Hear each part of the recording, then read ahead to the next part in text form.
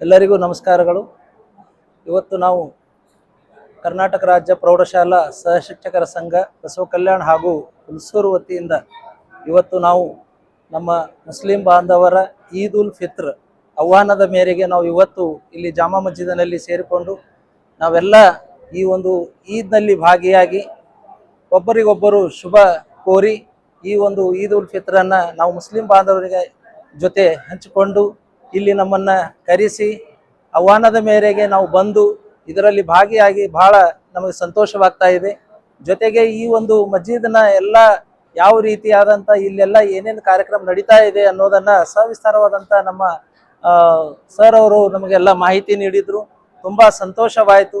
ಜೊತೆಗೆ ನಮ್ಮ ಬಸವ ಕಲ್ಯಾಣದಲ್ಲಿ ಇದೇ ರೀತಿ ನಾವು ಭ್ರಾತೃತ್ವದಿಂದ ನಮ್ಮ ಮುಸ್ಲಿಂ ಬಾಂಧವರ ಜೊತೆ ಯಾವ ರೀತಿ ನಮ್ಮ ವಿಶ್ವಗುರು ಬಸವಣ್ಣನವರು ಇಲ್ಲಿ ನಡೆದಾಡಿರುವಂಥ ಒಂದು ಎಲ್ಲ ವಚನ ಸಾಹಿತ್ಯವನ್ನು ನಿರ್ಮಿಸಿ ನಾವೆಲ್ಲ ಒಂದೇ ಅನ್ನುವಂಥ ಒಂದು ಸಂದೇಶವನ್ನು ಕೊಟ್ಟು ಹೋಗಿದ್ದಾರೆ. ಆ ಒಂದು ಮುಖಾಂತರವಾಗಿ ನಾವು ಹಿಂದೂ ಮುಸ್ಲಿಂ ಇಬ್ಬರೂ ಒಂದೇ ಅಣ್ಣ ತಮ್ಮಿಂದರ ಹಾಗೆ ಇಲ್ಲಿಯವರೆಗೆ ನಡೆದುಕೊಂಡು ಬಂದಿದ್ದೇವೆ.